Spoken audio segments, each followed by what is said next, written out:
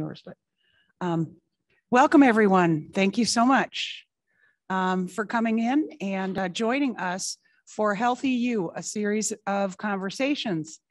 And excited tonight, now that we got some technological issues, not all of them, but most of them resolved. Want to welcome you here. My name is Patty Roberts. I'm with the City of Port St. Lucie Parks and Recreation Department. And our department is honored to host HealthyU, which are monthly discussions talking about some tough mental health topics. HealthyU is actually in its second year of existence. And we've had a banner year. In fact, in the year 2021, HealthyU won our National Recreation and Park Association Innovation and Health Award and our Florida Recreation and Park Association Innovation and Health Award. And when I was notified of those two very prestigious awards, I said to my colleague, what is it? This is just a very simple program talking about tough topics. And I guess that's just it, is, the goal of HealthyU, my goal throughout my hopeful tenure left with the city, is that by programs such as HealthyU, we won't be whispering anymore about mental health topics and challenges that affect us all. That's what happened in my day. Someone going through an opioid overdose, it was hush hush. And my wish through and my fervor, if you will, toward something like HealthyU is that we can speak about an opioid addiction no different than we do my husband's heart disease. And that's my goal of this. Is it easy? No. And trust me, I know it's not. But we have to open these dialogues and have them. So thank you all for coming in. Right as you walked into the room, please, there is a voluntary sign-in sheet. You're not required to sign in, but it's voluntary if you'd like to. I'm so used to, for the first year and a half of HealthyU, we offered this hybrid, both in person and via Zoom. Now we don't have Zoom, which just really pleases me. I never wanted the Zoom piece, but with COVID, we had to move that way. So now we're all in person, which is what I want. We do have some food and drink, snacks, that type of thing. So please help yourself throughout the presentation if you'd like. Restrooms are located right out these doors here and to the left. Okay. I would also ask that everyone, please, if you haven't already, turn off your cell phones. We have an esteemed guest here with us tonight who comes on her own time and her own volition to share her subject. She is the subject matter expert on this topic. And so I want to revere that. But HealthyU is a program very near and dear to my heart. The topics that we discuss are in this series of conversations are ones that are very real and sensitive. We've talked about gender-based violence and / human trafficking. We talked about domestic violence. LGBTQ+ comes next month. I'll talk a little bit more about that at the end tonight. We had a great session last month on the autism spectrum, which was awesome. It was really a cool one. Before that, we had another great one on Down syndrome. Tonight, we're here to talk about trauma-informed care. We also will present in August on the opioid epidemic awareness training. And we'll talk about dementia. That's another session. And other topics that we'll be discussing. Suicide awareness is one. I just worked an event yesterday and had a lot of younger people at my booth saying, what about Naomi Judd? And I was able to point to HealthyU's curriculum and say, we're going to talk about that. We're going to talk about suicide prevention. And we have before in HealthyU. That's a tough one, but we have to talk about it. And yes, and very briefly, I'll just go over, I do have a very personal interest in HealthyU. HealthyU was created shortly after the death of my son, Danny Roberts. He was 22 years old. Danny died right here in Port St. Lucie on August 18th of 2018 after struggling for 8 years with an opioid addiction. He fought in and out. He was in and out of a minimum of 14 rehabs and recoveries. And he fought. We fought with him. We fought for him. We fought against him. But at the end of the day, Danny is dead. And yes, I could have sat at home and said, that's it. That's it for me, which is kind of my natural proclivity, if you will. But I decided no, because for 8 years I sat at my house saying, I'm all alone in this. And I know I wasn't. We just heard some data last week anyway from Project Opioid, which is out of Tallahassee, that last year alone, in the year 2021, more than 106,000 Americans lost their lives due to a drug overdose. Now, for a perspective, and I won't belabor this because we have an important topic tonight, but for perspective, I would offer out, I've got a few young people in the room, but for those of you who remember the Vietnam War, America lost a little over 58,000 American lives during the Vietnam War. Last year, 2021, we lost almost double that due to drug overdoses. To me, that's a huge perspective on what we're actually fighting here. So that's in a nutshell, what we try to do here in HealthyU is talk about these topics. And so for tonight, what we're doing is we're going to be talking about trauma-informed care. And the only reason, because I don't bring it up at every HealthyU that I talk about Danny's story, is because I am no doctor. I am a mother. That is what I am. And Dr. Marshall knows this. I'm not law enforcement. I'm not a treatment provider. I'm none of that. But I will tell you, in and out of those 14 rehabs and recoveries, when I sat there witnessing it was young men, in my experience, tell their stories, at the very heart of every story that I heard was trauma in these young men's life. And then ergo, they were in a rehab or recovery. So I'm a firm believer that trauma shapes us. And the last thing I'll say about HealthyU is I talked about reducing the stigma and eradicating that stigma to be able to talk about an addiction, no different than my husband's heart disease. But I'm also a big believer in educating ourselves. What is trauma? I did not know the true definition, which you will learn tonight at the hands of this gifted scholar. I did not know that when I first started HealthyU. And we need to know that because I'm in Parks and Recreation. I'm serving 326,000 people a year. I need to know what trauma looks like. So I'm going way too long on this because the true expert is sitting to my right. And I am going to go ahead and read off Dr. Marshall's credentials and her bio, and then she's going to come up and school us on trauma-informed care. Dr. Anushka Marshall is a licensed clinical psychologist and certified addictions professional. She received her doctorate and master's degrees in clinical psychology from the Florida Institute of Technology. Dr. Marshall has worked full-time at Tykes and Teens for over 14 years. Since that time, she has spent her career providing psychotherapy services to children and families of Tykes and Teens with a focus on teen issues and substance and alcohol abuse. Dr. Marshall has also maintained a private practice since 2010, supporting adults' mental health needs.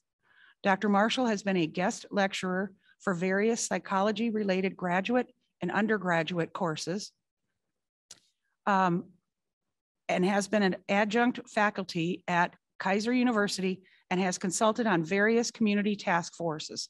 In her career with Tykes and Teens, Dr. Marshall oversaw and developed a series of activities geared toward prevention of mental health and substance abuse issues for children.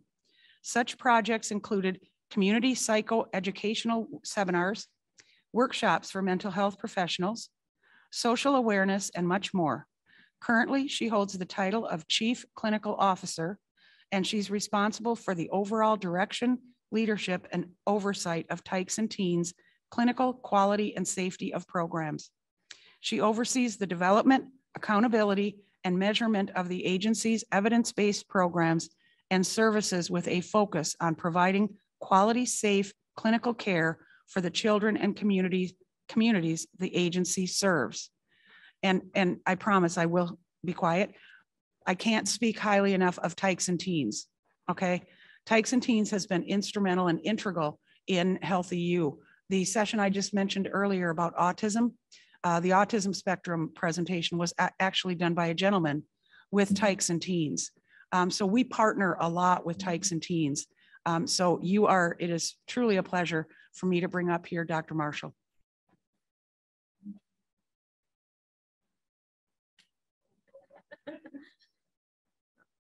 I am short, so I'm going to move this down a little bit for the camera.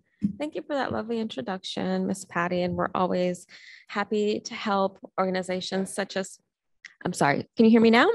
Is that better? Okay, sorry about that. Oh, okay. So it's always our pleasure to join various organizations to be able to educate our community. We feel strongly that when the community is educated, our children will be educated and better taken care of as well. So we kind of, through you, take care of our children. I love this topic because it helps enlist the community and how you too can become healers in other people's lives.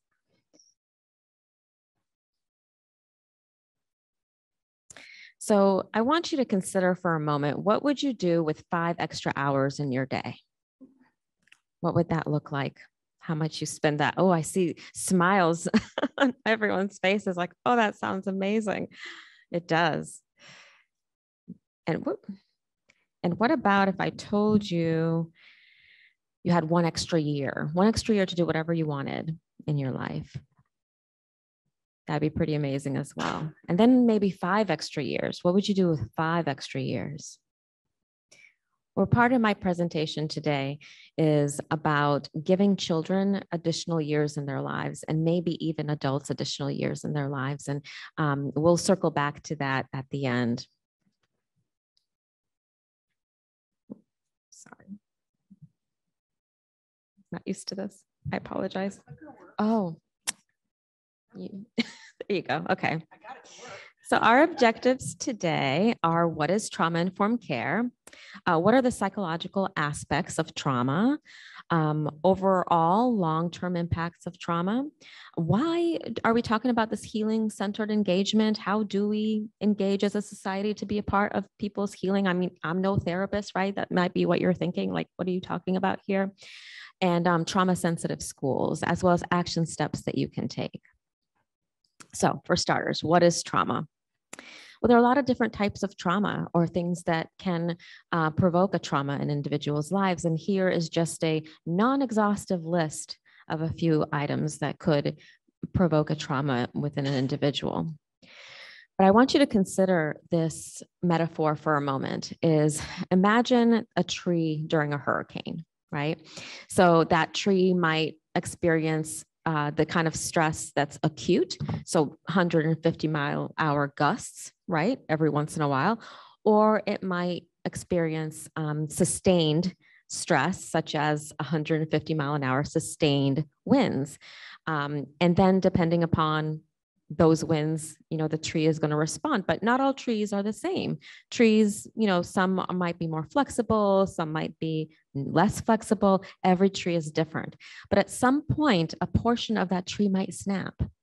And in other words, it could be traumatized, right, by the stress of that hurricane. So trauma is not that wind necessarily. It's not, that break within the tree, but it's more when the ability of that tree's strength was not able to withstand the stress of what was occurring around it, and it was overwhelmed by it, thereby resulting in an injury. And that's kind of a metaphorical way of looking at the psychological types of trauma. Now, there's different types of stress, right? So we're talking about the sustained winds versus the gusts. So really in our field, we talk about 3 different types of stress. One is positive stress. And you're wondering, what's positive about stress? Well, for example, if you have a deadline of an activity that you need to complete, and that deadline's coming up, that little bit of stress, knowing that it's showing up, might be just what you need to light a fire under your bottom to do what is yours to do, right? So that's the positive stress. It motivates us, it gets us going and moving. And then we have tolerable stress. those are things that can happen in our lives that are not everyday things, but could really derail us, whether that's a death of a person within our lives, whether that's, a loss in a different way of something within our lives. It could be experiencing an accident and things like that. And it's tolerable because, generally speaking, if we have or are surrounded by loving, caring individuals and are surrounded by good relationships, we experience a sense of healing that helps us get back to our usual homeostasis, right? And then there's toxic stress, and that's that sustained 150-mile-an-hour wind that just doesn't give. And in that toxic stress, damage does occur. And those are the examples of children that might be growing up in abusive households where there's danger throughout the day, each and every day, perhaps. Children living in various nations where safety is an issue and a concern every single day, every single moment of their lives. That type of stress takes a toll, not just on our mind, but physiologically on ourselves as well. So why do we talk in this world of toxic stress? Because it exists, unfortunately, in our world.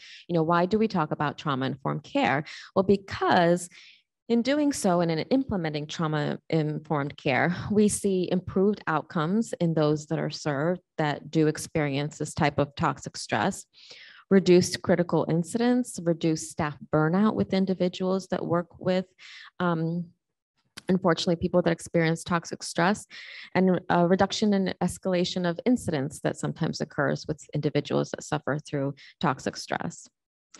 For example, Lincoln High School, the equivalent of which, so you guys are in St. Lucie, so the equivalent of Lincoln High School would be your, oh goodness, what is the name of that school, Patty? Dale Cassens? Dale Cassens. Yes, in Fort Pierce, yes. Yes. So Dale Cassens probably would be the equivalent of your Lincoln High School. And Lincoln High School actually started implementing this trauma-informed care type of outlook. And these are the outcomes that happened once they did. There, as you can see, the suspensions went down, the expulsions went down, and referrals, simply because each teacher took it upon themselves to take a healing role in these children's lives instead of just a teacher role, which oftentimes our teachers are asked to do. So, but what am I really asking of you, right? So it starts with a culture shift, and another metaphor, because I love metaphors, and you guys are going to be sick of metaphors by the end of tonight. So I want you to pretend, and you can close your eyes if you choose to, or just lower your gaze or soften your gaze, but pretend you are on that much needed vacation 100 miles away from business as usual. And you're laying by a beautiful pool. The temperature is just right outside. The sun is shining. You can feel it on your skin. You don't have a care in the world in that moment. And your eyes are closed. And then all of a sudden, you experience a large splash. What is the emotion that shows up for you? And anyone can. What is that emotion? You're relaxed, your eyes are closed, not a care in the world, and suddenly a giant splash from the pool. Annoyed. Anything else?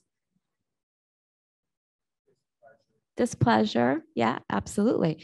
Right. So, and again, that's most people's response. And then let's say you open your eyes and that splash is because someone's drowning. Now, how are you feeling? Yeah, right. Yeah. So I want to invite you to understand that sometimes people splash us throughout our day, whether with their words, their actions. And a lot of times we take that as displeasure, annoyance, right? But I want you to consider for a moment that those splashes that people are giving us are not because they're trying to ruin our time, ruin our day, cause displeasure, but because they internally are drowning in their own stuff. And that's really the culture shift that we ask people to take when we're talking about trauma-informed care. So I want you to consider, and I don't know what your careers are, have been, or whatnot, but regardless of whatever your career is, I want you to think of an individual that might have been in your work, might be in your everyday, but that individual that just challenges you, child or adult. Think of that into maybe even a family member, right? So I want you to think about that individual and just kind of pin him to the back of your brain for a minute. So again, trauma-informed care is the choice of moving from the traditional views to like a different perspectives. Like, for example, when a youth's behavior is challenging, the question before was, what's wrong with you? Why can't you behave, right? In trauma-informed care, it's more of a take an approach of what happened, what's happening here, what has happened to you. The previous outlook was more understanding that difficult behaviors are purposeful and personal, right? Like that child just, likes to get my goat or whatnot, versus understanding that difficult behaviors may be automatic responses to stress. And when we talk about trauma and the behavioral impacts, you'll understand what I mean by this. And then old view is children can do well if they want to, they just have to choose, right? Versus this new perspective of children can do well if they can, if they have within them what they need to do well. And then previously there was a focus on the individual, where we need to fix the problem with this individual, versus, well, the individual doesn't exist in a vacuum. So we have to also look at the environment and the surroundings. And whereas before the job to fix or support was from a professional, now this movement is that it's a shared responsibility. We each can have a valuable impact on an individual's healing. So again, from what's wrong with you to what happened to you, and then another extra step further with what's right with you. And this is where we incorporate positive psychology. For several years in the field of psychology, it's always been, what are the symptoms? Here's a diagnosis. We're going to treat the diagnosis. And this movement toward positive psychology has been more of like, well, that individual that came into my office that has had depression for over 20 years, they've survived. There's a reason they survived. There's a reason they're still here. They have a light inside them. And positive psychology, as well as healing-centered approach, wants to take a look at that and just exploit it, exploit that strength to the best of its abilities. So healing-centered is more we focus on the total of the individual, not just the harmful behaviors, but all that individual has to give. And again, it's that focus on what happened to you and what's right with you, on the assets of what that individual has that are the indicators of their well-being, because they survived. That child that, even though they may be getting suspended almost every time they come back to school, but they show up back to school and there's a reason for that. So let's take a peek at that. And understanding that trauma is not an individual experience, but a collective experience, because again, people do not exist in a vacuum, right? We interact with the world, we interact with others. And what does it take to be healing-centered? Empathy, your own vulnerability and willingness to look at yourself and your responses and how, certain things bring out of you, and other individuals might be having difficult or might be giving you challenges. Teaching individuals to dream bigger, analyzing policies and practices that might deter healing, whether that's like a zero tolerance policy, like, is that really a healthy policy? Are there ways to, maybe augment that? So like, for example, I know the Martin County School District, instead of, if a child is caught with any type of substance or is intoxicated, instead of the, no tolerance, we're just going to send you home, come back when you're sober kind of a deal.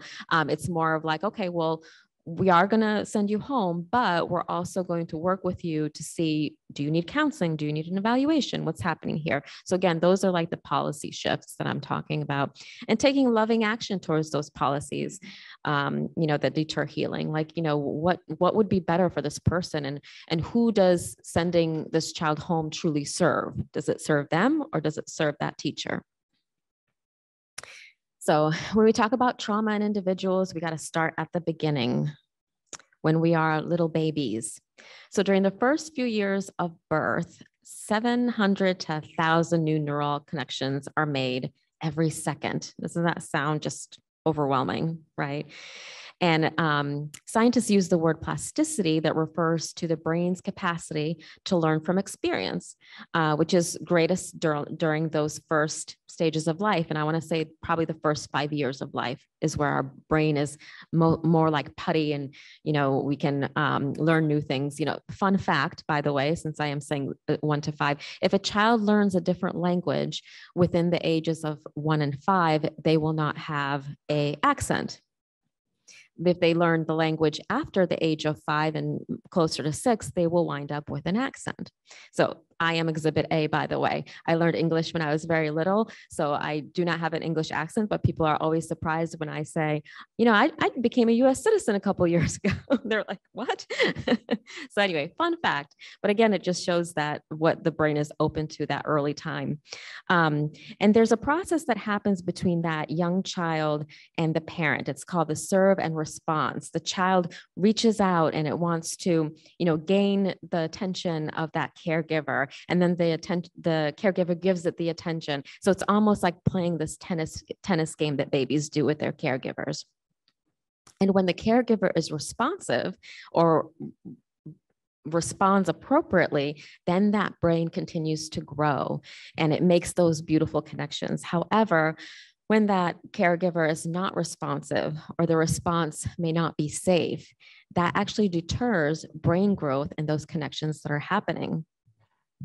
And unfortunately, due to technical difficulties today, I'm not able to play this video, but essentially they did this experiment. So this is mom and baby, and they have the mom just, cooing at the baby like, hey, sweetheart. And the baby's just happy and reaching out.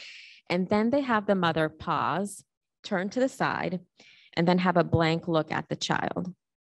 And the child first, looks at the mom and is like, okay, well, that's a different look. But then starts making noises, and mom still has a stoic face. And as the mom continues her stoic face, the baby's behavior escalates. Like, mom, why aren't you, responding to me? I'm right here. Until the child actually gets distressed and starts crying. And then, of course, they have the mother, because we're not about traumatizing babies in psychology. The mom turns back and says, okay, you're okay. But it literally takes like less than a minute for that child, when that mom's not responsive, to start going to a place of distress and fear and anxiety. So again, that's so important in that early age. And if you can imagine what kind of a significant impact that can have when that parent's not responsive, not maybe even because the parent doesn't want to be responsive, because again, it's not about wanting, but maybe that parent has their own trauma. Maybe that parent is going through their own depression, which is very hard to be responsive to people, or have, sometimes, not have a flat affect, or, not, look like you're sad, right? There we go. So again, even more profound. So the brain on the, trying to orient myself. Okay. The brain on your right. As you can see, the majority of the activity in this brain is in the back. Yes, in the back. Okay. Because that's the front. Okay. And if you know anything about neuroscience, and I'm not going to go into too much neuroscience here today, but the back is really those more primitive aspects of our brain. So that's our, that part of our brain that tells us to breathe. It's the part of our brain that tells our heart to beat. It's also the part of our brain where our emotions are centered, and that flight, fight, or fight response comes from. And the other brain is, as you can see, it's lit up all over, but mostly in that front part of the brain.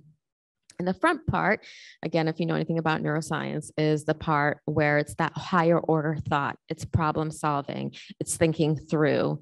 It's being able to think critically. The brain that I talked about previously is a brain of a child that has been through toxic stress. And the alternative brain is the one of a child raised in a usual home. So again, imagine the implications here when the child on the right is asked to sit in a classroom and behave, right, all day. You can see how some of their neurological aspects might make that a difficult thing to obtain. So speaking of that tree again, let's talk about what the dynamics of trauma are. So whenever an individual experiences a type of traumatic event, it doesn't necessarily mean that, boom, they're going to have PTSD, because the responses to trauma vary. And again, it depends on kind of like those trees. It depends on, what internally that tree already has, as well as the type of trauma they are experiencing, as well as who's around them. So again, so many different factors play into it. So the outcome of trauma can be anything from being generally okay, all the way to experiencing severe health concerns and having post-traumatic stress. So it's a wide spectrum of what can occur if a person does experience trauma, toxic stress, or any other type of sustained stress. And what also happens during trauma is that we gain beliefs and ideas about how the world works. And those beliefs and ideas may not always be accurate. So like, here's an example. And the ABC method is what a famous psychologist by the name of Albert Ellis, he used this model to describe where our actions and our feelings come from. So we have an activating event, meaning something happens outside of us. It triggers our ideas, beliefs, past experiences, and then based on that, we respond emotionally, behaviorally, and cognitively in various ways. So let's say I'm an individual that has experienced, trauma in their lives, and I walk around this planet with the belief that people are out to get you, generally speaking. People are not safe and they're out to get you. And let's say I'm at Publix and I'm paying for my groceries. I walk away, but I accidentally leave my credit card with the cashier. So the cashier notices and runs after me and grabs me by the shoulder. So if my belief is the world is generally not a safe place and people aren't safe, and I'm experiencing that activating event, my beliefs are triggered, and then that leads to how I'm going to respond. So I might turn around and knock this person out, right? And because I'm that strong. And when I knock him out, again, that's my behavior. I see that he has my credit card and I'm like, wouldn't you know it? This guy was trying to steal from me. It's a good thing I knocked his butt out, right? So, and that's the difficulty too with trauma, because when people respond in the usual way, that response, my response of hitting that person, can be reinforced. Like, oh, thank God I did that, right? Versus if I gave myself the opportunity to pause, breathe, turn around and see that that individual was handing me my card and saying, "Miss, you forgot this," then that would challenge my beliefs if I allowed that to happen, right? So again, how trauma affects us really does, create these ripple effects on how we interact with the world later on. And again, going back to that brain stem, that back part of our brain, that our limbic system is where our emotional brain. So that's really that immediate reaction of fight, flight, or fight, freeze. I always get that mixed up. So again, remember when that brain was highlighted down in that bottom, right? So that part of the brain is very sensitive in individuals that are, have experienced trauma or toxic stress. So if it's very sensitive, if something comes in my area, if an activating event happens, then I'm going to respond from that part of my brain, right? And what does that look like? It can look like the bottom in children, and it can look like the top portion with adults, right? Because adults can respond that way as well. And adults do freeze and adults do flight, but it looks different in the adult world. Right? Chances are, if flight isn't going to look like I'm running away from somebody, it might look like I just, I'm going to walk away from this relationship. I'm going to, I'm going to move. I'm going to, whatnot. So flight. So these look different in childhood as they do in adulthood. That is my point. And this is the video actually just kind of talking about that issue, that what normally would be safe, what looks like safe for the normal, I'm sorry, I should never use that word. Bad, Dr. Marshall. Oh my gosh, I'm so sorry. For a person that was raised in a healthy environment, what looks like a safe, usual, thing. So like, for example, in this video, there's the young lady that's African-American, is new to a school. She's been through toxic stress, and she is walking up to this group of ladies. And this young redheaded lady is very welcoming, and it like approaches her and is like, hi, but she's standing there trying to figure out, okay, what does this mean? Is this good? Is this bad? How am I going to respond? Versus like a child that hasn't been through that, is going to respond like, oh, hey, yeah, my name is so-and-so. So again, the lens through which we view the world can vary depending upon what our experiences are.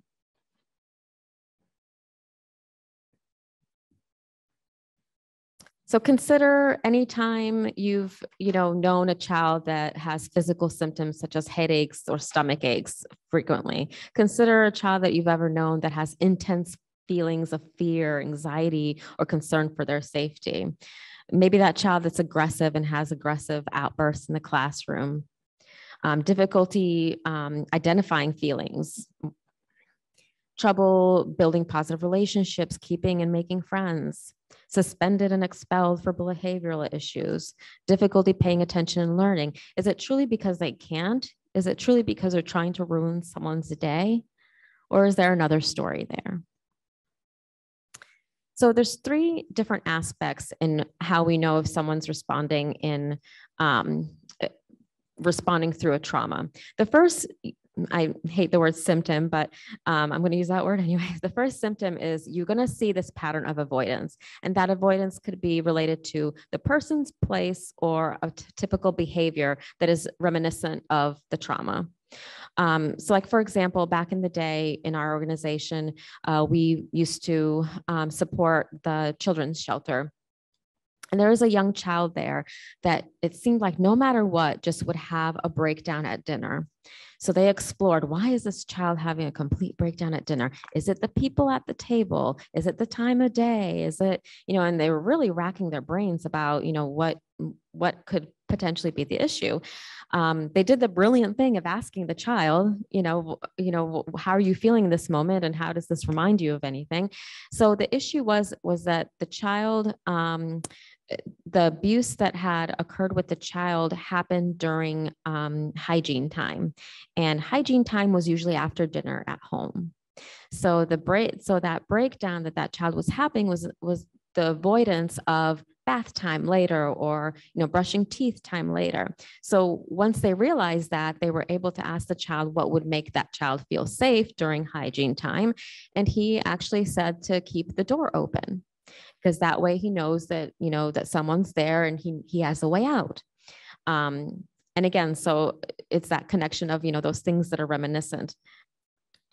The other thing you're going to see is a repetition in a behavior, and that can be expressed through art, that can occur in dreams, that can occur in relationships where an individual might keep choosing the same relationships over and over again. I forget the name of this artist that the painting is. Do you remember the name of this artist? I should. Oh my goodness. Thank you. There you go. So if you notice, this man's art, it has very similar aspects to it, right? Their individuals have these long yellowish faces. They look almost suffering. Well, what you may not know about this artist is that he lost his family due to tuberculosis. And he watched his family, go through that death. And if you know anything about tuberculosis, usually do have this gaunt look, a lot of weight loss and this yellowing of the skin. So again, leads one to wonder like whether his art was really a manifestation or a processing of that trauma, having to go through that. They also say that Stephen King if you read a lot of his books, he talks a lot about trains. There are a lot of trains in his books, particularly the early books. And also in his childhood, he had a friend that passed because unfortunately being hit by a train. So again, one leads you to wonder like how much of that is, creativity or just a way to kind of process a trauma. And usually this happens without individuals even knowing it.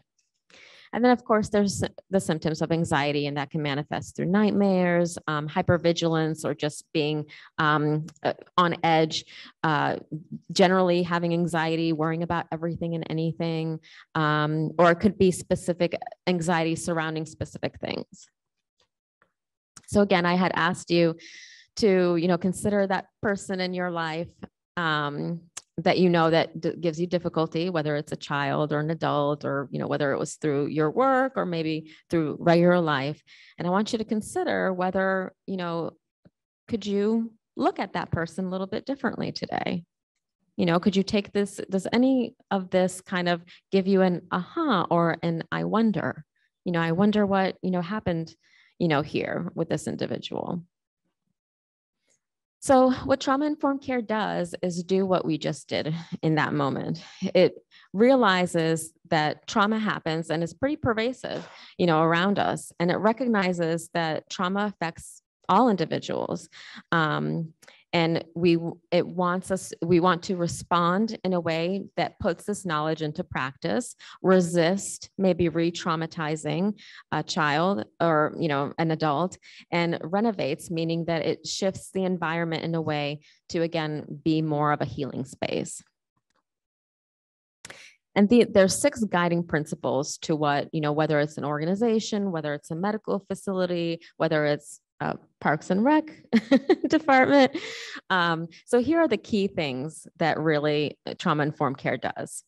So we focus on safety to ensure that staff and people feel both physically and psychologically safe. And that may look like different things. So physically safe, obviously, we want to make sure that, there's bright lights maybe in the parking lot, right? Maybe that, places are handicap accessible, so those are kind of the physical things, but even psychologically, knowing that, people aren't going to poke fun at you. People aren't going to shame you if you make a mistake. People are going to treat you, as though you have knowledge as well. So those are some things that organizations and places could do for safety. Trustworthiness and transparency.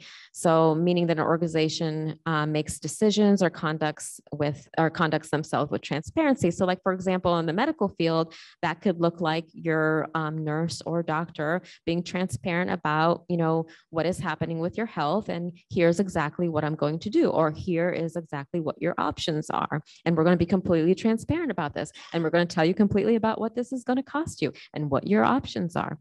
And then peer support and mutual self-help, meaning that individuals that are providing care or to others, that they are able to relate to others with their own experience. And again, this is key to, building trust. So again, what that might look like is, and apologize for using, or maybe let's take a Parks and Rec example. So like, for example, the individual or the counselor that is working with kids in Parks and Rec recognizes that they've had a difficult time, and again, might share, although appropriately, that, I kind of know what it's like when, when someone bullies me, I've experienced that too. So again, it's connecting with individuals so that we know that we all are having a human experience. Collaboration, mutuality. There's my English as a second language popping up. And that means just being in collaboration with the individual that we serve. So like making them be a part of the decision-making, giving options, allowing them to have power where it is appropriate for them to have power. So again, in the Parks and Rec world, it might be, when you're having a youth camp, it might be, would you like to do this today or would you like to do that today? So the options are still doable for Parks and Rec camp, but that the children get to express a little bit of power and say in what they do, or what are some activities that you would like to see us do next year? So again, we are a team in this versus I am the expert or I am the leader and you will do what I say. Of course, with children that respect has to be there as well. But again, giving power where power is appropriate. Empower voice and choice, again, just optimizing those strengths, going back to that healing-centered engagement, like recognizing that, there's some resiliency in that individual that is in the medical office. There's that resiliency with the child that is there that seems to, come in with their head down, and we're going to identify what those strengths are and optimize them and maybe even use them as we work together. And cultural and historical and gender issues. So being aware and sensitive to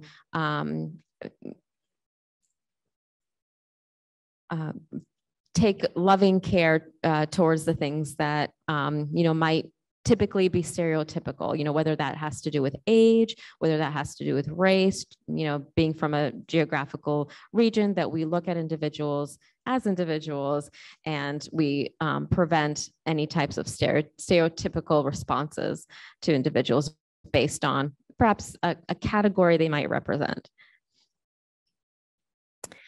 So when it comes to resiliency, so as that brain that I had showed you earlier, it seemed kind of like, something bleak, right? Like, oh dear, like what is a child supposed to do if that is how they're, developing through life?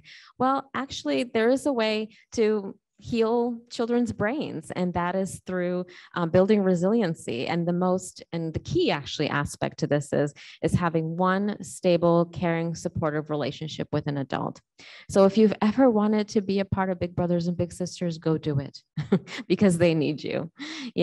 Those one caring, consistent adult can be the make or break in a child's life. And again, that is creating those that healing in that brain.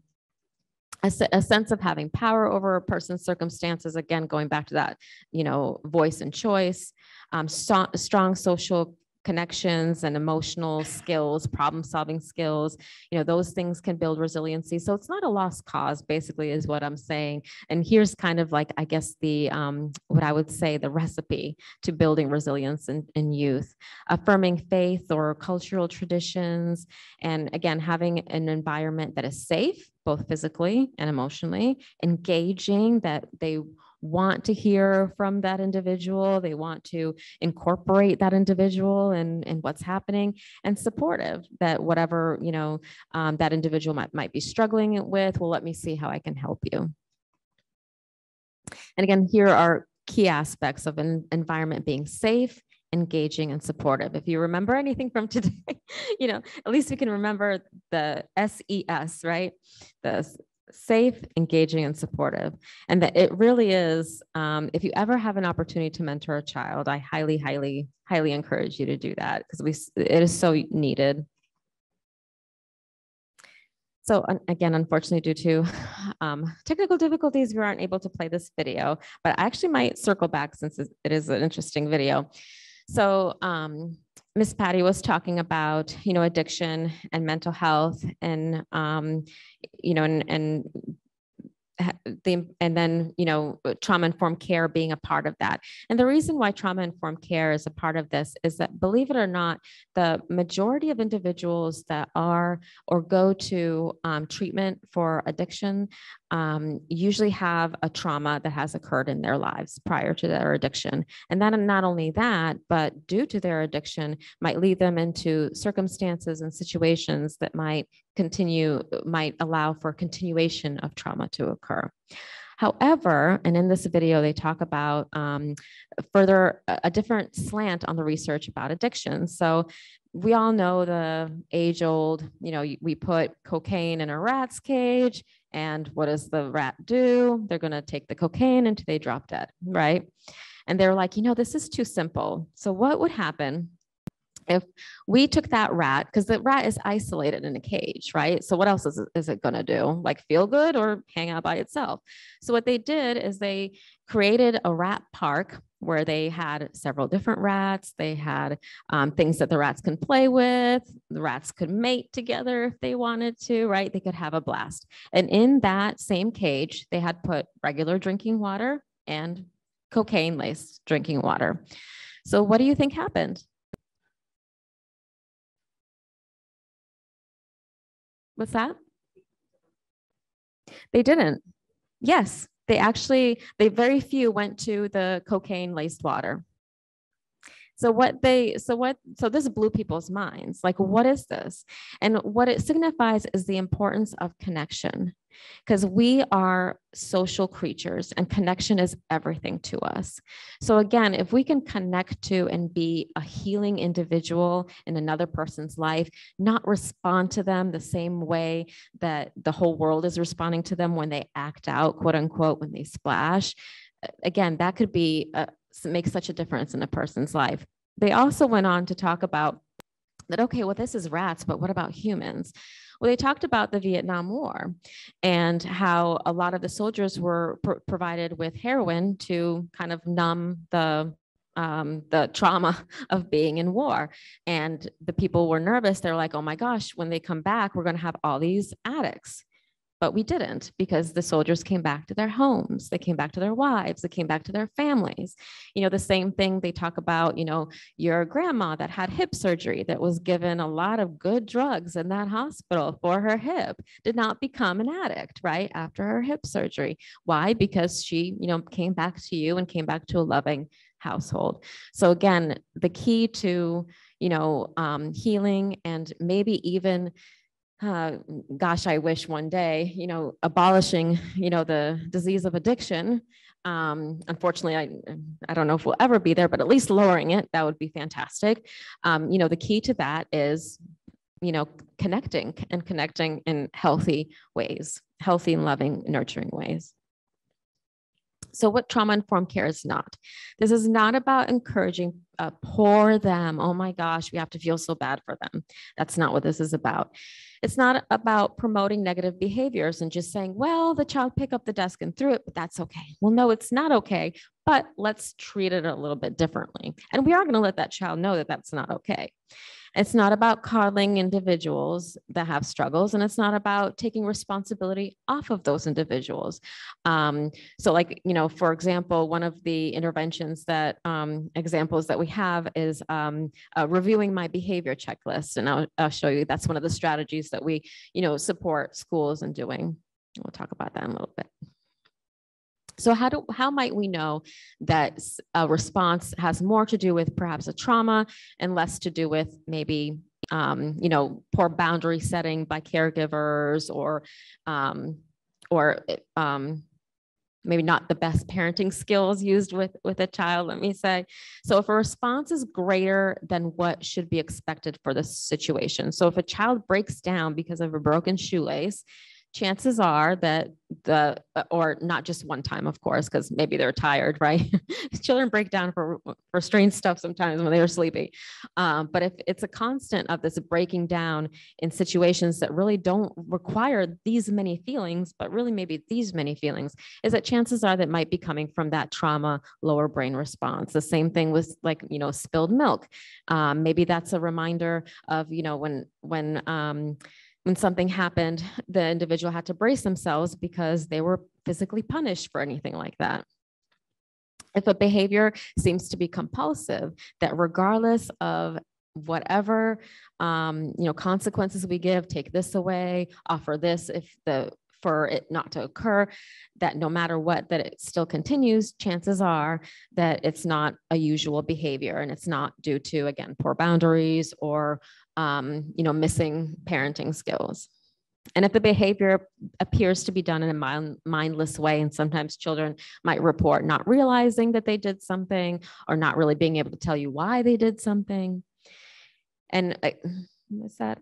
Oh, sorry, that's kind of a little bit redundant there, but, and these are common triggers.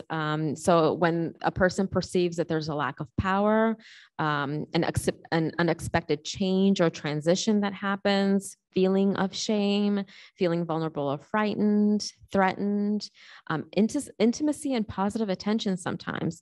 That's why, in the field, we are very careful not to, even though, it might seem loving and caring to put a hand on someone's shoulder, that's not always experienced as loving and caring by everybody, right?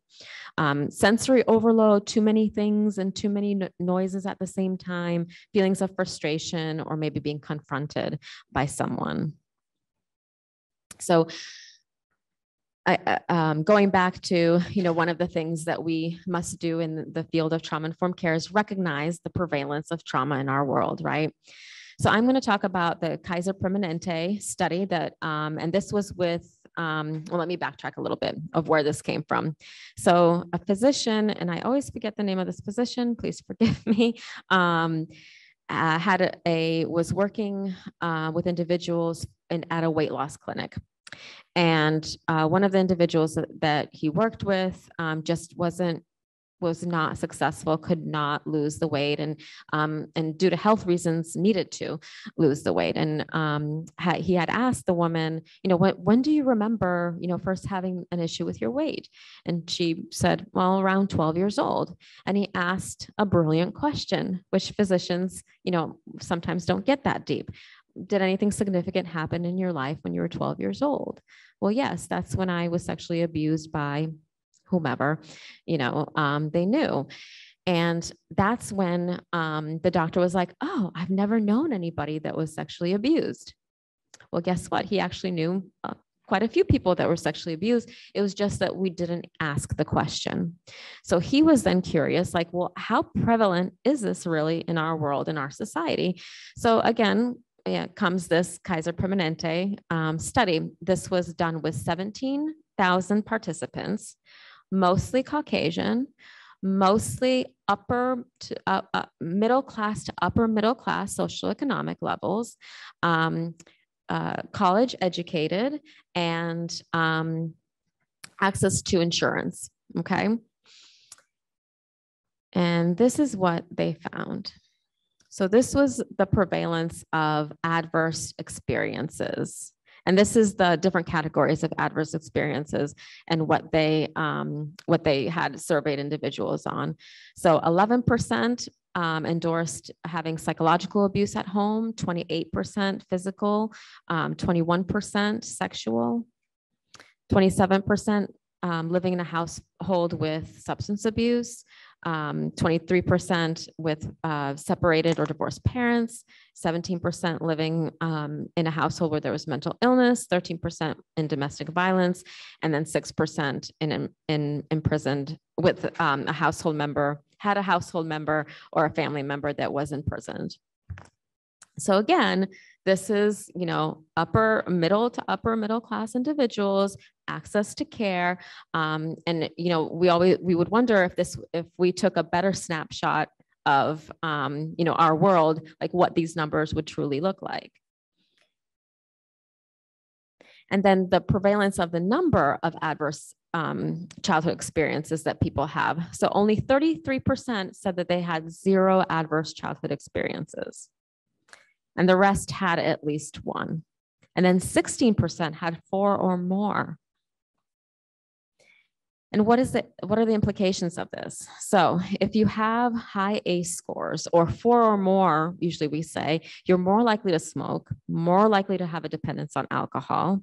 You are 12 times more likely to attempt suicide, 7 times more likely to become an alcoholic, twice as likely to have heart disease, having multiple partners, more than 3 times, you're likely to have more than, to have 3 or more marriages in your life, have unwanted pregnancies and or abortions, experience intimate partner violence and or rape.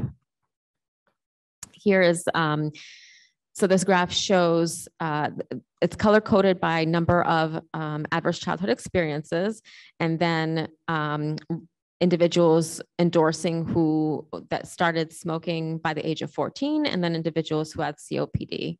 As you can see, the individuals that had 4 or more adverse childhood experiences were significantly more likely to start smoking before the age of 14 and have COPD. But why? Why is this impact of adverse childhood experience? So think for a moment. You have adverse childhood experiences that could likely cause a disruption in your neurodevelopment, which we had talked about previously. A disruption in neurodevelopment is going to impact you emotionally, how you respond to the world, how you respond socially to the world, and how you're able to use your, cognition, or how you're able to, interact in school and things like that. And then if you are suffering in those ways, you're also more likely to adopt unhealthy habits to deal with the problems that these things might be causing you in life. And then when you have these unhealthy habits, you might develop diseases, disabilities, and social problems in the future. And ultimately, individuals with ACEs or more ACEs actually have about a 20-year lower life expectancy with it than individuals that do not experience adverse childhood experiences. So I want you to consider, what can you do to offer an environment of safety for people that either you serve or you interact with? What could you do to show trustworthiness and transparency? That peer support, that connection of, I get, I kind of get what that's like. And, coming from your heart and your experience, collaborating with other people, empowering, giving them voices and a choice, and respecting cultural and historical gender issues. So what might this look like? Well, when you're working with an individual or a child, it might look like not forcing someone to talk to you, finding out ways that make them feel unsafe or what might be triggering them, and seeing if we can adjust those things. Creating safety plans, not downplaying someone's feelings with "don't worry" or "everything will be all right." Not making commitments that you cannot honor with others, looking at what other options they may have, helping them think of positive ways to spend time or positive ways to cope. Establishing protocols in the environment that, again, support safety and those 6 various pillars of trauma-informed care. Asking, how has this affected you? Individualizing interventions, again, looking at people as the individuals that they are, not the categories they might endorse. Validating feelings and experiences, like, I understand why you would feel that way. That makes absolute sense to me. Asking for their input in your interactions, referring to comprehensive assessments when necessary. Could you, might you be able to, have the need to, well, I guess not the need to, but could you benefit from speaking to a professional? And avoiding your own burnout, because coming from a healing place 24/7 is very hard, sometimes probably impossible to do 24/7, but also, being able to take care of yourself and avoiding burnout. And these are some things that, again, we do a lot of these presentations in classrooms and to individuals that interact with youth. So some of the ways that we can encourage teachers to foster stable relationships is, always kind words and gestures to the kids. Like no child should ever think that a teacher doesn't like them, right? Now, does that mean that a teacher likes all their kids? No. But the important thing is that no child knows that, right? Creating predictive structures, so having routines. Sometimes we ask teachers to put the schedule on the board so they can predict what's going to happen, because again, this can be a trigger. Empowering students to self-regulate. So having calming kits, which I'll show you, which are like things that the child can go to if they need a moment to kind of regulate themselves, teaching them various coping skills and things like that. Sometimes even having like little appropriate fidget toys, not the little spinny things, because that's not an appropriate fidget toy. That's a distraction toy. And another example of trauma-informed care is where they do restorative practices in the classroom. So what restorative practice is, and if you haven't heard of it, is let's say an individual, let's say 2 students fight. instead of going to suspend the students, what they do is they bring in the 2 students into the classroom, they bring in other students, and they almost have like, I guess, a hearing where the students get to talk about, what happened, and the other surrounding students get to talk about how this has affected them when this had occurred and what they think should happen, as a result of this fight. So it really involves incorporating children into the process of working through consequences. Those are examples of ways to self-regulate that we encourage teachers to do. Mindful jars, you create these water bottles with neat little sparkles in them that can be used to just, I guess, meditate. Breathing balls, those are those things that you've probably seen them in the toy stores, that they expand and they go down, and it's kind of like a Lego, but not really. I don't know if you know what I'm talking about, but yes, thank you. Oh, I didn't even see that. Thank you, sir. Yes, it's right there. No, you just, it guides deep breathing exercises. So we expand and then we exhale. And then check-in cups. This is a great way. So teachers will have, when the students come in, grab a stick of, how they're doing today. So if that child, maybe grabs a stick from that blue cup, the teacher might know, ooh, okay, this child might be struggling a little bit today. So I'm going to be extra kind, to that child, or, ensure that, maybe, what might they be needing today. And this is the behavior reflection sheet that I had talked about. And because again, we don't want to, it's not about downplaying behaviors and saying that it's okay, but it's working through negative behaviors in a more healing way. So like, if you look at this worksheet, what are the poor choices you are making? Why were you making the poor choices? What might be some reasons you're making the poor choices? How are you going to change and make better choices? What would be a fair consequence? What would be a fair consequence for the choice that you had made previously? So again, it allows a little bit of a reflection of what happened. And again, we're not saying that the behavior is okay, but we're working through it in a more healing way versus a punishment, which a lot of times can be, or like a naughty, you're so bad type of punishment, which can be very shaming. And again,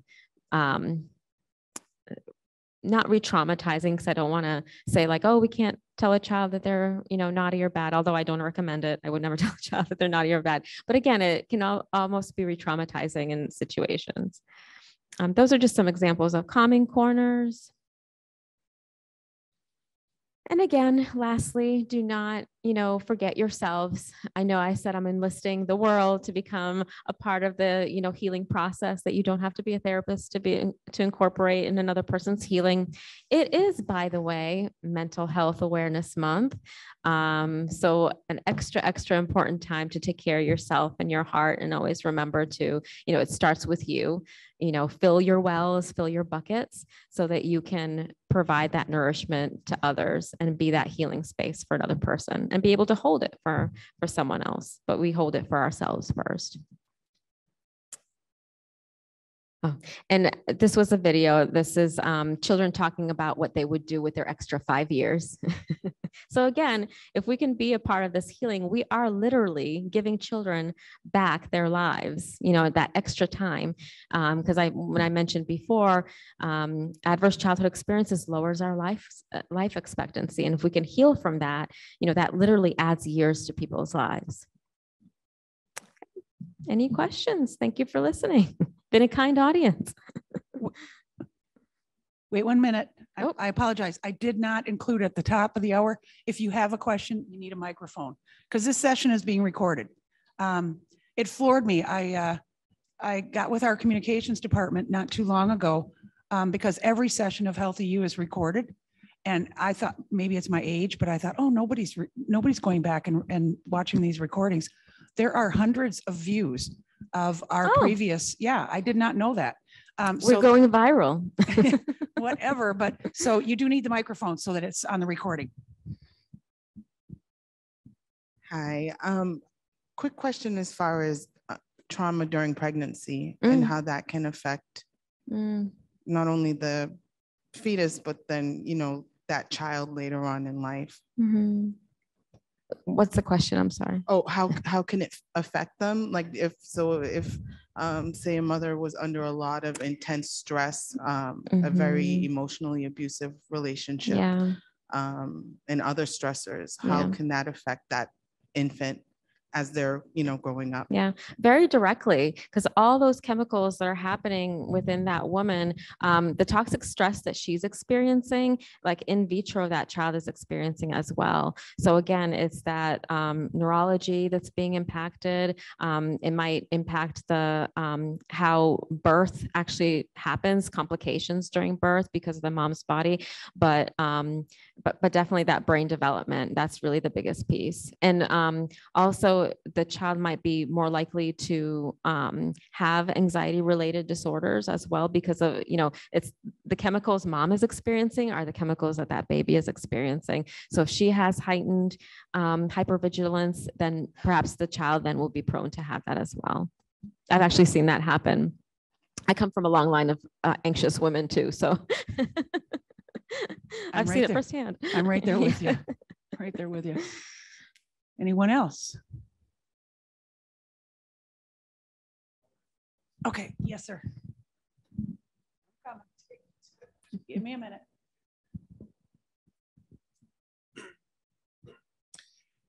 In your previous example, at the grocery store, you left your credit card behind. Someone was intervening to help you. I like that you're an adult and this isn't a children's situation. And your response was what it was. And you are the person who experienced trauma in that situation. But how do you come to recognize yourself that you experienced a trauma and perhaps it's not logical that you did?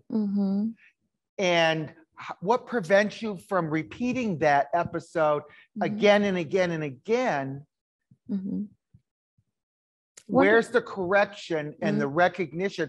And you'd have to be a willing partner in identifying, oh, my bad. Oh, wrong response, maybe, or overreaction, or oh, you're likely to keep repeating that traumatic situation unless an outside person helps you to recognize it without scolding you, or you know, you're quite likely to keep the harm will happen again and again. Yes. A wonderful question. Thank you so much for asking it, because actually what you're asking is how do people, you know, get healing when they realize that, you know, that they might be responding in a place of trauma. And a lot of the therapy work that the therapist does with people with trauma is take a look at, you know, what are your automatic thoughts and situations. And sometimes they will even have a person journal and look back at what were your automatic thoughts in that situation. And then once you have a pattern of what the automatic thoughts are when things are happening to you, you start finding a theme. And then that theme, then you identify, you know, where did you learn this? Who taught you this? Whose voice is that, right? I like to call it old tapes. From our childhood, we have old tapes that get recorded in our brain of messages, right? And we sometimes replay those tapes. Now, it's not that we can't re-record on those tapes, right? Because they're tapes. And I'm totally aging myself. I'm so glad I'm surrounded by my people so that like a kid isn't like, what are tapes? So in any case, so that really does take a mindful, so there's two aspects to therapy or, you know, healing and trauma is I'm taking a mindfulness approach, meaning I'm going to have an awareness of what I'm thinking in this moment, what's in my heart in this moment, and what I'm experiencing in my body this moment. I'm going to look at the patterns of what that looks like. And then I'm going to make an active choice to do something different. So like, for example, going back to that example of, you know, someone grabbing me by the shoulder. So let's say I've recognized that I've had trauma and trauma has impacted me in a negative way. So someone grabs me by the shoulder and my instinct is to turn around and punch this person in the face, but I breathe, do my mindfulness stuff, and I turn around and I see what the situation truly is. So when a person that experiences trauma allows themselves to gain more information about the situation. So let's say I didn't respond in that way and I turn around and I gather more information and there's a nice gentleman handing me back my card. What does that teach my brain? What does that teach me in that moment? What am I learning in that moment that's being recorded in my brain? Well, the pause and reflect. Mm-hmm. Well, I'm learning in that moment that, hey, there are some good people in this world. And the more I allow myself to take in that message, the more that tape gets re-recorded and my actions and my automatic actions will shift. Does that make sense? Mm-hmm. I mean, it was a trigger, mm-hmm. right? The trigger was the touch. Yeah. Could have been from any kind of physical abuse, perhaps. Sure. Whatever. But if he had shouted at you, "Hey, lady, back here," mm-hmm. you know, that's a different kind of trigger. Sure. I might have run. Had the same response. Mm-hmm. So or ran. Flight, right? But, you know, mm-hmm. it's a metaphor, I know, but yeah. you've got to recognize triggers. Absolutely. Mm-hmm. Absolutely. To look at that. Yeah. Yeah. Mm-hmm. Absolutely. Yeah. Thank you for asking that question. That's a wonderful question. Anybody else? Anything else? All right. Well, I want to take this opportunity. We're almost done. We're almost there. I want to take this opportunity to thank Dr. Marshall. Please, a round of applause, Dr. Marshall. Thank you. In the house. She's a somewhat familiar face to HealthyU. So I certainly hope she'll be back. Always.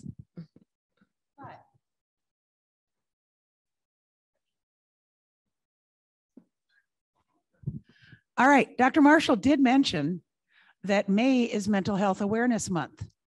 Is anybody aware of how Parks and Recreation is celebrating May as Mental Health Awareness Month? Yoga. Exactly. Well, one of them. Our department, it just pleases me no end. You've hopefully seen banners that are on display at our city parks announcing May is Mental Health Awareness Month. The theme this year from our Florida Recreation and Park Association is, Dr. Marshall touched on it, but the theme is take time for you. This past 2 years have been a trip, So we need to take time for us and how we're doing that, how we're celebrating that. And I will be happy to give you each a flyer as you leave. It's through 7 free programs that we're offering through the month of May. And the first one is kicking off tomorrow night. It is free yoga at the Saints Golf Course. Does anyone know where the Saints is? Over in Sandpiper. This is our second year doing May as Mental Health Awareness Month. And last year we had yoga at the Saints and we had, I think, almost 50 people come out for that. I think this year it's going to even be more, but we have 185 acres on that golf course. So we'll find a place for more bodies. Everything we do through May for May is Mental Health Awareness Month is outdoors in a beautiful city park. Okay. So that's Thursday night. Tomorrow night at the Saints. And then there's more programming throughout the month. Again, 7 of them. On May 14th, next Saturday, we're going to have an instructor-led walk. I think that's more up your alley, isn't it? You like, yeah. 1.27 miles. One of our fitness professionals will lead that out.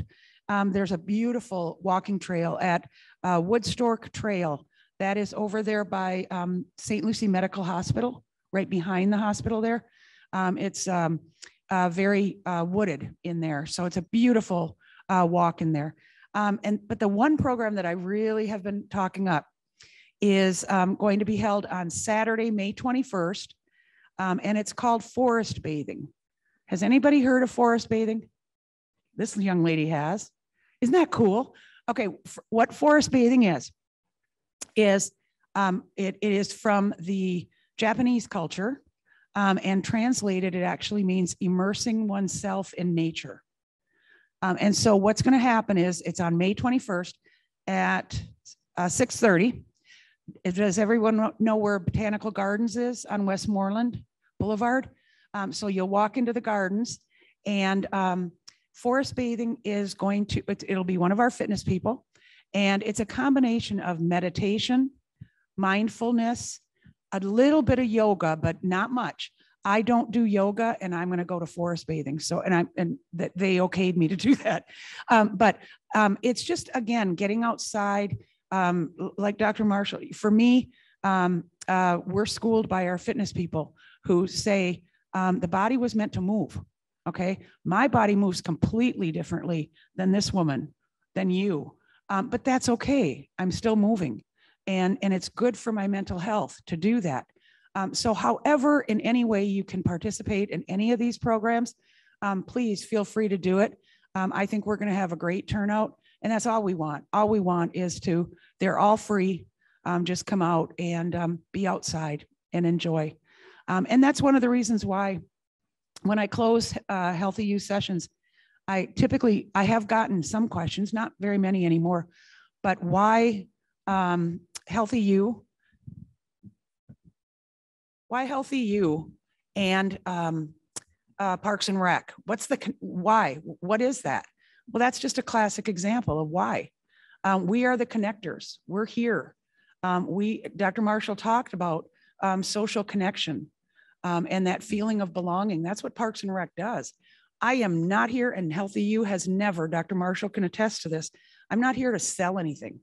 I don't have to sell anything. I've got 48 parks that you can walk out in, and that's your mental health right there. And that's all I'm advocating is just get up and move, get out to the parks and enjoy yourself. So I will be sure you guys have get the flyer on your way out. Please come join us during May is Mental Health Awareness Month. And the last thing I would note is our next session of HealthyU will be held Wednesday, June 1st, right here in this room again. And the topic's going to be LGBTQ+. And we'll have some great presenters offering that out. It's a first time for HealthyU. I'm very excited personally for this session because I personally need to be educated. And that's what HealthyU is all about. So I want to thank you all for coming out tonight, and be safe, and hopefully see you next time. Thank you.